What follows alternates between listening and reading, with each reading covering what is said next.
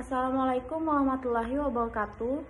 Perkenalkan, nama saya Intan Nabila dari kelas 2B dengan NIM 2111290.039, mata kuliah Teori Sastra, dosen pengampu Muhammad Alfian. Di sini saya akan membacakan materi dari bab 4 yang berjudul Teori, Kritik, dan Sejarah Sastra. Setelah mempelajari apa sastra itu dan mengapa kita harus mempelajarinya, kita harus menjajaki suatu studi sastra yang sistematis dan terpadu. Istilah lain yang menggambarkan pekerjaan ilmuwan sastra adalah penelitian. Ada kalanya sastra disebut kritik sastra atau pendekatan statis, dan sejarah sastra ada kalanya istilah kritik sastra dipakai untuk mencakupi teori sastra. Tetapi kedua istilah ini sebaliknya dibedakan teori sastra.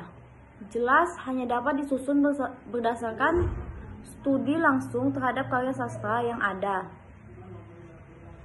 Ada yang berusaha memisahkan sejarah sastra dari teori sastra dan kritik sastra. F. W. Bateson misalnya mengatakan bahwa sejarah sastra menunjukkan A berasal dari B, sedangkan kritik sastra lebih baik dari B. Dalam menyusun sejarah, penentuan tanggal dan judul sudah merupakan penilaian karena sejarawan harus menelusuri beribu-ribu judul dan peristiwa. Tetapi dikatakan pula bahwa sejarah sastra mempunyai kriteria dan standarnya sendiri, yaitu kriteria dan zamannya yang sudah lalu, empati dengan masa silam atau dengan selera masa silam rekonstruksi. Sejarah sastra telah berhasil memusatkan perhatian pada maksud pengarang yang ditelusuri melalui sejarah kritik dan selera gagasan bahwa maksud pengarang adalah bahan utama studi sejarah sastra adalah keliru. Dalam praktik, kita suka memilih antara sudut pandang sejarah dan sudut pandang kekinian.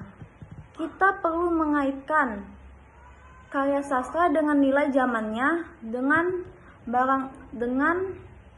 nilai sesudah zamannya. Istilah sastra modern barangkali sudah mendapatkan interpretasi terlalu luas di kalangan akademis.